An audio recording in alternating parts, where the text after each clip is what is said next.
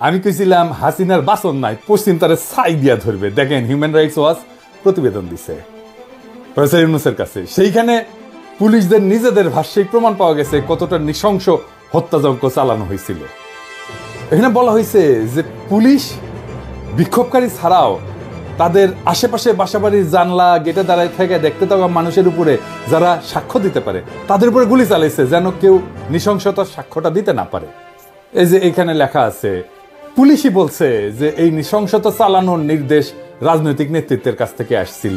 Police অবশ্য নিজের মুখে 24-এর গণ অভ্যুত্থানের গণহত্যা এবং হেলিকপ্টার থেকে গুলি করার নির্দেশ শেখ হাসিনা দিয়েছিলেন, বললেন হিউম্যান রাইটস এবং Pinaki Bhattacharya. Ladies and gentleman, কাছে এবং দূরে, দেশে এবং প্রবাসে আমার যে সকল শুভাকাঙ্ক্ষী রয়েছেন সবাইকে জানাচ্ছি আন্তরিক শুভেচ্ছা ও অভিনন্দন। 24 আপডেট নিউজ ইউটিউব চ্যানেলের পক্ষ থেকে সবাইকে জানাচ্ছি আসসালামু আলাইকুম ওয়া রাহমাতুল্লাহি ওয়া বারাকাতুহু। আশা করছি সবাই ভালো আছেন। আসুন আমরা হিউম্যান রাইটস এবং পিনাকি ভট্টাচার্যের যে প্রতিবেদনটা দেখে আসি। হেলিকপ্টার থেকে প্রাণঘাতী অস্ত্র থেকে বিক্ষোভকারীদের উপরে গুলি করার শেখ হাসিনার নিজের মুখে দেওয়া অডিও নির্দেশ এখন আমাদের হাতে। খুনি হাসিনার ক্ষমা নাই। অনেকে বলছেন এটা পাবলিক করতে, সেটা আপাতত করা যাচ্ছে না। মাফ করবেন, আইনি প্রক্রিয়ার কারণে। নিশ্চিন্ত থাকেন, আদালতে এভিডেন্স হিসেবে পেশ করা এবং আদালতের গ্রহণ করার পরে এভিডেন্সটা আপনারা সবাই সেই পিশাচিনীর রক্ত হিম করা নির্দেশ শুনতে পারবেন। আমাদের টিমের অনুরোধ রাখতেই হচ্ছে, এইটা পাবলিক হইলে এভিডেন্স হিসেবে দাখিলের ক্ষেত্রে আইনি সমস্যা থাকতে পারে বলে জানাইছেন ওনারা। তাই আমরা চাই হাসিনার শাস্তি। ওই রেকর্ড পাবলিশ করার জন্য নানা ধরনের চাপ হবে, ট্রল হবে, বলা হবে মিছা কথা বলতেছি, শুনে যাবেন, পাত্তা দিবেন না। আমাদের যে কোর্ট টিম, আমি, ইলিয়াস, মাহমুদ ভাই, সবার কাছেই আছে জিনিসটা। তাই আওয়ামী লীগের উস্কানিতে উতলা হইয়েন না, তবে আশাহত হইয়েন না। তো একেবারে আজকে বিনা জিনিসে ফেরাবো না, খুশি করে দিব শেষে।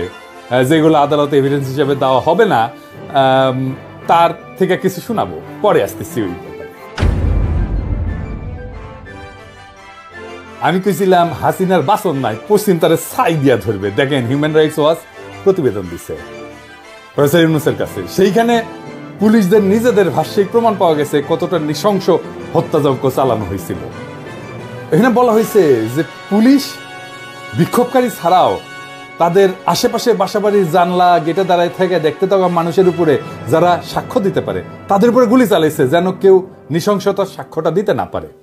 এই যে এখানে লেখা আছে, পুলিশই বলছে যে এই নৃশংসতা চালানোর নির্দেশ রাজনৈতিক নেতৃত্বের কাছ থেকে আসছিল। পুলিশ অবশ্য নিজের মুখেও বলছে, যেমন ধরেন এই যে এই ভিডিওটা, আমাদের উপর নির্দেশনা আছে, আজকে যদি আপনারা বের হন আমরা কিন্তু ডাইরেক্ট গুলি, আমাদের ব্যবস্থা আমরা নিব। শীর্ষ কর্মকর্তা সিসিটিভি দেখছে, ভিডিও গেমস যেমন খেলে এরকম দেখে দেখে দায়িত্বরত কর্মকর্তাদের এমন ভাবে গুলি করার নির্দেশ দিচ্ছিল যেন তারা ভিডিও গেম খেলতেছে। পুলিশের গুলি করার নিয়ম পায়, সেখানে গুলি না করে শরীরের বিভিন্ন প্রধান অঙ্গ প্রত্যঙ্গে সিসার বুলেট ব্যবহার করে গুলি করছিল, শরীর লক্ষ্য কইরা। এমনকি যখন তাদের জীবনের উপরে, মানে পুলিশের জীবনের উপরে আঘাতের কোনো ধরনের শঙ্কা ছিল না। ব্যারিস্টার আরমান র্যাব টিএফআই সেলের আয়না ঘরে বন্দী ছিল, সেই সেলটা আবিষ্কার করা হয়েছে। সেখানে 1000-এর উপরে বন্দী থাকতো, অবিশ্বাস্য সংখ্যা। 8টা কবর সেল আবিষ্কার হয়েছে 3 ফিট বাই 4 ফিট, যেখানে শুধু বসে থাকা যায়, শোয়াও যায় না। অনেক এভিডেন্স নষ্ট করা হইলো, পুরা স্থাপনা বিস্ফোরণে উড়ায় দেওয়ার পরিকল্পনা করছিল জল্লাদেরা, যেন এই এভিডেন্স বাইরে না আসে। ওই দিন যেন ফিরে না আসে, হাসিনার দিন, সেটা নিশ্চিত করার জন্য বিশাল কাজ বাকি আছে ভাইরা, এখনই ক্ষান্ত দিয়েন না। অনেকে বলছেন যে সিরিয়াজে 1 মাসে করলো, তা আমরা 6 মাসে কেন করতে পারি না? তার উত্তর হচ্ছে আমাদের পুরো একটা হোস্টাইল প্রশাসনের সাথে কাজ করতে হচ্ছে। পুরাই তো হাসিনার প্রশাসন। বিপ্লবের পক্ষের শক্তিকে দূরে সরাই রাখা হয়েছিল, তাই আমাদের ক্রুশিয়াল শক্তিকে কাজে লাগাতে পারে নাই সরকার। বিপ্লবের শক্তি নানা ধান্দায় ব্যস্ত হয়ে গেছে। তো এই কাজকে ফ্যাসিলিটেট করার জন্য যে প্রভাব, ইনফ্লুয়েন্স দরকার, তেমন মানুষের সংখ্যা তো কম। তবে কাজ হইতেছে, ভরসা রাখেন, সরকারকে নির্বিঘ্নে কাজ করতে দেন। দাবি দেওয়ার নামে অরাজক পরিস্থিতি তৈরি করে সরকারের চলার পথকে কণ্ঠকাকীর্ণ করে দেবেন না। এই সরকার যেন বেশি দিন থাকতে না পারে, এটাই আওয়ামী প্ল্যান, এটা এজেন্সির প্ল্যান। এই এজেন্সিগুলোর উপরে কর্তৃত্ব স্থাপন করা যায় না এখনো তারা স্যাবোটাজ করে নানা জায়গায়। ভাই, ফেসবুকে চিল্লায় কাজ হয় না, মাঠে কাজ করতে হয়। সেটা সময় লাগে, এনার্জি লাগে, ঘাওড়াদের দাবরানি দেওয়া লাগে। এই কাজ যারা করতে পারবেন না তারা হুদাই লাগেন না মানুষজনের পিছে। আমার পিছনে লেগে আছে অনেকজন আর কি, লেগেন না, লাভ নাই আর কি, লেগে কোনো কিছু করতে পারবেন না আর কি। আমাদের এই মুহূর্তে করণীয় হইতেছে প্রফেসর ইউনূসের সরকারকে সর্বাত্মকভাবে সহায়তা করা। প্রফেসর ইউনূসকে বলতে হবে যে আপনার উপদেষ্টা পরিষদ পুনর্গঠন করেন, দক্ষ তরুণদের উপদেষ্টা পরিষদে অন্তর্ভুক্ত করেন, দেশের মধ্যে আওয়ামী লীগারদের দাবরানির উপরে রাখার জন্য সব ধরনের কৌশল নিতে হবে। আওয়ামী লীগের পক্ষে যেই কথা বলবে তারই দাবরানি দেওয়া হবে। দেশের বাইরে যারা আওয়ামী লীগের পক্ষে কাজ করতেছে তাদের বিরুদ্ধে আমাদের ফরেন মিশনগুলোকে সক্রিয় করতে হবে। ওই যে সেদিন দেখেছিলাম না, কানাডার একজন আমাদের ভাইদের নাম থাম ছবি টবি দিয়া প্রচার চালাচ্ছে, ওদের নাকি পিটাবে। ওই ইত্তেফাকের নাকি কানাডার প্রতিনিধি, ওই ইত্তেফাকে কানাডার প্রতিনিধি থাকে কিভাবে? ইত্তেফাক ভালো হয়ে যান। হাসিনার লেসপেন্সারি করেছে আপনার মালিক, এখন এই সমস্তকে আশ্রয় দিতেছেন, সামাজিক প্রতিষ্ঠা দিতেছেন। পুলিশে যারা অসহযোগিতা করতেছে তাদের নির্দয়ভাবে অব্যাহতি দিতে হবে। তারপরে সবার সম্পদের খোঁজ নিয়ে টান দিতে হবে। ইন্ডিয়ান সকল ইন্টারেস্টকে, সকল পণ্যকে বর্জন করতে হবে।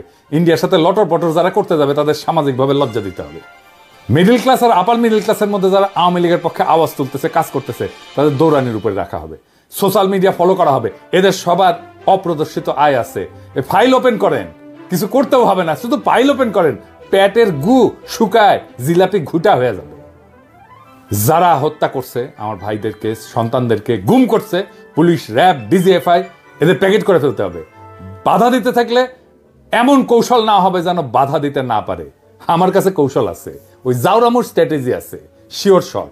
হ্যাঁ, সোহরাদ্দির বডিগার্ড, ওই যে হ্যাঁ সোহরাদ্দির বডিগার্ড, ওই ছিল ভদ্রলোকের সাথে ভদ্রতার, জাউরাদের সাথে ডাবল জাউরামি।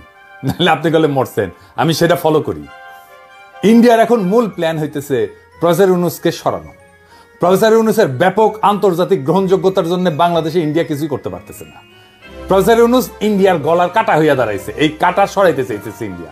এই জন্য নির্বাচন দিয়ে সরে যাওয়ার চাপ তৈরি করতেছে যেন বাংলাদেশকে আবার দখল করতে পারে ইন্ডিয়া। বাংলাদেশের রাজনৈতিক দলগুলো না বুঝা আওয়ামী লীগের সাথে আনন্দ চিত্তে ইন্ডিয়ান এই পরিকল্পনা বাস্তবায়নের জন্য কামলা দিয়ে যাইতেছে। মনে রাখবেন, প্রফেসর ইউনূসের অকাল বিদায় মানে ইন্ডিয়ার পুনরায় বাংলাদেশের তালুকদারি বহাল। এই জন্যেই ফেব্রুয়ারিতে আওয়ামী লীগ কঠোর আন্দোলনে যাবে বলছে। আর বিএনপি নাকি সরকারকে সঠিক পথে আনতে আন্দোলনে নামবে। কোন পথে গেছে সরকার? কোন বেপথে গেছে সরকার? সঠিক পথ মানে কি? তবে আওয়ামী লীগ বিএনপি একই সাথে আন্দোলন করিচ্ছে, দেখেছেন তো? একই সময় আলহামদুলিল্লাহ, দুই রসুনের এক জায়গায়, এটা বুঝাতে পারছেন তো? বিএনপি চায় আন্দোলন, আওয়ামী লীগও চায় আন্দোলন। বাহ, কি মজা! সরকারকে নাকি নির্বাচনে বিলম্বের যৌক্তিকতা তুলে ধরতে হবে, তাই নাকি? বহুত খুব সালাউদ্দিন সাহেব, আমরাই সরকার, এটা আমাদের সরকার, আপনার না হইতে পারে, আমরাই দিব যৌক্তিকতা। ড্যাং ড্যাং করতে তো গেছিলেন ক্যান্টনমেন্টে যে সরকার গঠন করার জন্য। এখন সরকারকে অন করেন না, এখন সরকার আপনার না, আমাদের সরকার। আপনার না হইতে পারে, তবে দিব, আমরাই দিব যৌক্তিকতা। আগামীকাল দেই, হ্যাঁ, মাইনা নেবেন, আমি শিওর। একটা দিন টাইম দেন, মেলা কাজ করার লাগিচ্ছে তো, একটা দিন টাইম চাচ্ছি, খুশি করে যৌক্তিকতা দিয়ে দিমুনি, আমি দিমুনি। জানেন তো সালাউদ্দিন ভাই, আমার যুক্তি গলে শিওর সব। সরকারের দিকে বাউন্সার ছুঁইলেন না, প্রত্যেক বাউন্সারে সবকা হাঁকাবো, প্রমিস করলাম। এবার আসেন, কইছিলাম না খুশি কইরা দিব, আসেন খুশি কইরা দিই। হেলিকপ্টার কোন কোন দিক দিয়ে গেছে আর কই কি হত্যাযজ্ঞ চালাইছে, এটা কেমনে বের করা হয়েছে জানেন?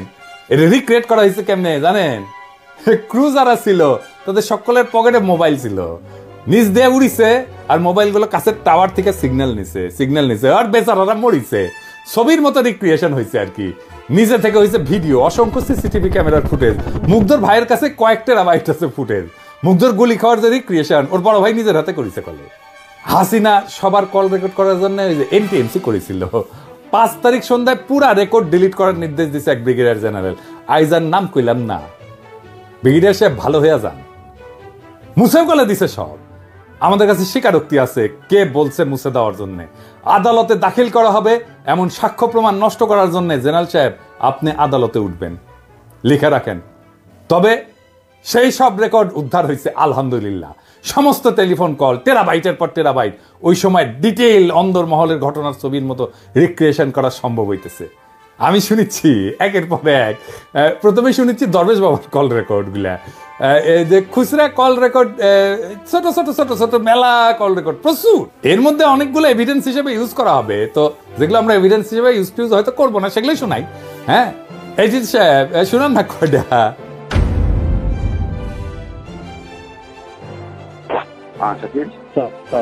ওরা আবার আসছে অ্যাটাক করতে, তো এর মধ্যে আর্মি নাকি একবার ছিল তখন। এখন কি অবস্থা হয়েছে ভাই? আমার তো ডিটেল দরকার। এখন কি অবস্থা হচ্ছে?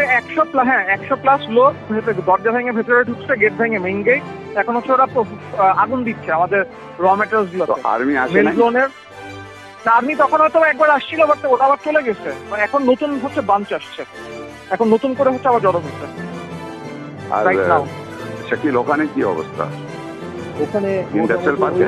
হ্যাঁ, ওখানে ওই সরকারের ওখানে ওরা স্টে করতেছে, আর মাঝে মধ্যে ড্রোন পাঠাচ্ছে উপর দিয়ে, এবং এখন একটু পিছনে হেঁটে আছে, বাট স্টে করতেছে ওখানে এখনো। এই কথা বললাম, বলবো যে এখনো ওই ওরা স্ট্যান্ড নিয়ে আছে যে সুযোগ পেলে আবার ঢুকবে। জি জি, হ্যাঁ স্যার। হ্যাঁ শাকিল স্যার সালামালাইকুম স্যার, আপনি পিপি আলাউদ্দিনকে চেষ্টা করতেছিলেন, পিপি কিছু ভাঙছে ভিতরে, তারপরে এখন সানসিটির থেকে এসে আমাদের পার্কে 2 নম্বর গেটের এখানে আসছিল, তো পুলিশ কিছু ছত্রভঙ্গ করছে ওখান থেকে, তো ওখান থেকে সরে গেছে এখন আপাতত। এখন এরা কারা ছিল? এরা স্যার ওই বাইরের, মানে এরা তো কোনো ছাত্র না, বাইরের এরা। না ছাত্র না তো বুঝলাম, কিন্তু আমাদেরটাকে কেন টার্গেট করতেছে? নিশ্চয়ই প্ল্যান করে টার্গেট করতেছে। এটা তো স্যার এই মুহূর্তে আমি বুঝতে পারছি না। চলে গেছে। হ্যাঁ, ওদেরকে পিছায় হটাইছে এখন। আর আমি স্যার আছি ঢাকা অফিসে আজকে। ঠিক আছে, জি স্যার, আপনি ফলো করেন, তাই আমাকে জানাতে থাকেন। জি আচ্ছা স্যার, জি স্যার। আসসালামু আলাইকুম স্যার। স্যার ভালো আছেন? স্যার আলহামদুলিল্লাহ স্যার। আচ্ছা, ওই আইএফআইসি তে তো আপনি মঞ্জুরকে দিয়ে দিয়েছেন, স্যার স্যার স্যার রাশিদকে দেবেন না? রাশিদকে দিয়ে দেন। স্যার একটু আমাদের স্যার হলো কি, ওই যে এরা যারা ছিল, মানে যেমন স্যার ওই যে এই এগুলো আমাদের মানে এফডির পজিশনের এগেনস্টে, আর ফাইন্যান্সিয়াল ইনস্টিটিউশন ডিভিশনে যারা, ওদের এগেনস্টে আবার ফাইন্যান্সিয়াল ইনস্টিটিউশন দিতে হয়, মানে এরকম একটা আছে। একজন একজন স্যার দিচ্ছি, আমি দিব না সেটা বলি নাই। না, আপনি রাশিদকে দিয়ে দেন, আমার রাশিদ দরকার। আর থার্ড ম্যান যে আরেকটা তো মুস্তফাও তো এখন চলে যাবে স্যার। ওনার হ্যাঁ বোধহয় আরো কিছুদিন সময় আছে, অক্টোবরে চলে যাবে। ওইগুলো স্যার আমরা আমাদের আমরা স্যার যদি আপনি যদি স্যার এফআইডি থেকে কাউকে চুজ করেন তাহলে একটু সুবিধা হয়। একজন এরা তো স্যার যেমন স্যার যে যাদের এগেনস্টে দিচ্ছি ওনার তো এফআইডিতেই ছিলেন আর কি, আমাদের জাফর ইকবাল স্যার, কামনা ম্যাডাম, এটা আর কি। ওইটা হলে স্যার ভালো হয়। না, আপনি ওটার জন্য আপনি এক্সেপশন করে দেন। আপনি 2 জন ফাইন্যান্স থেকে দেন, 1 জন ব্যাংকিং থেকে দেন। আচ্ছা ঠিক আছে, সময় করে করে দেবেন। আপনি এক্সেপশন করে দেন, বিকজ আমার কিন্তু আমার জন্য very important. I want the right. আপনি যাতে পছন্দ করছেন মানে এটাতে কোনো ইয়ে নেই। ঠিক আছে স্যার, আমি okay okay thank you sir.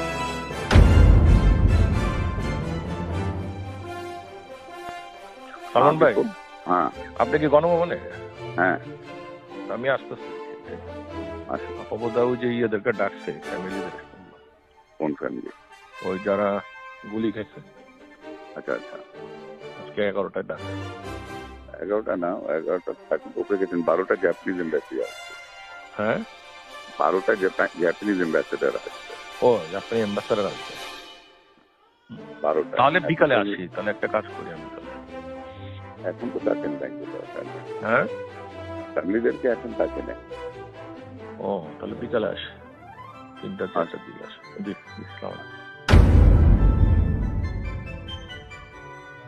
আলাইকুম। ভাই, আমার ফার্স্ট স্টেশনে যে ধারা করছিল, ওরা মুভ করে কোন দিক থেকে এখন আপনার দিকে যাচ্ছে, দেখুন কত অলরেডি রিচ করেছে ওখানে আর্মি যেতে। আমাদের আমার ওদিকে গেছে আর্মি, কিন্তু আপনার ওদিকে কিন্তু আর্মি এখনো পৌঁছে গেছে। আর্মি চলে এসেছে। ঠিক আছে, ওকে।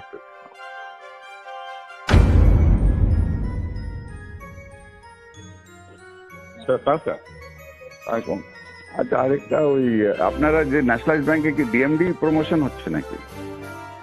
না স্যার, এখনো ধরা হয়নি। কবে ধরবেন?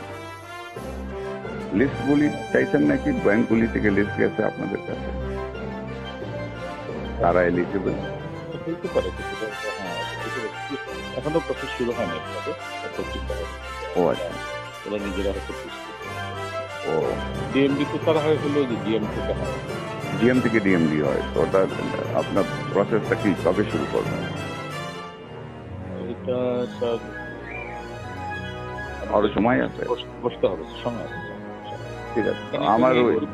আমার একজন আছে, আমি আপনাকে হোয়াটসঅ্যাপে নাম পাঠাই দিই। ওই জনতা ব্যাংকে মিজান বলে একজন আছে জিএম, সিনিয়র মোস্ট আছে, সে সিনিয়রিটি সে পাবে, ইজ ভেরি গুড। ঠিক আছে, যখন শুরু করবেন তখন ওকে, থ্যাংক ইউ।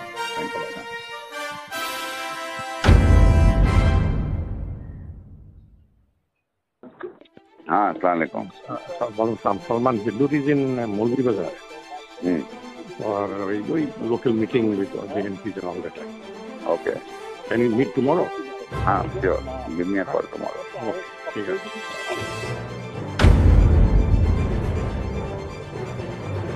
जी सलमान भाई। বিপুল রোববার 11টায় হ্যাঁ আমি বিডাতে ওই ব্যবসায়ীদের সাথে একটা সেটিং করতে চাচ্ছি। আচ্ছা, খুব ভালো হয়। তো ওই দিন তো 450 জনের সাথে বসলাম, হ্যাঁ তো আপাতত বললো যে হ্যাঁ তোমাদের সমস্যাটা আমরা দেখবো। হ্যাঁ তো এখন আমি 50-60 জনকে নিয়ে, তুমি, আমি, টিটো, পলক, আমরা বসে ওদের কথা শুনি কি কি সমস্যা আছে না আছে, একটু দেখানো তো দরকার, ইকোনমিটা ঠিক করতে হবে। অবশ্যই। তো তুমি তো একটু নোট করে রাখো, 11টায় বিডাতে 11টায় রোববার দিন। Okay, thank you. Hello. Salman, you're in Bida all day. हाँ, I was busy. What time are you free tomorrow? Tomorrow, maybe in the morning I should be free. Around what time? 12-ish. Okay. 12. ঠিক আছে।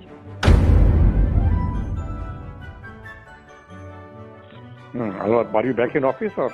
No, I'm not back. I will be back. Come to my home around 5:30 or 6 o'clock. Okay. Come to my home at 6 o'clock. That is Okay. better. We'll do that. 6:30 do that. ঠিক আছে। পাশে আসো। আচ্ছা, ওকে। Hello. Hello. Lines are not clear. Hello. हाँ, ठीक है, अभी वो किया जा रहा है,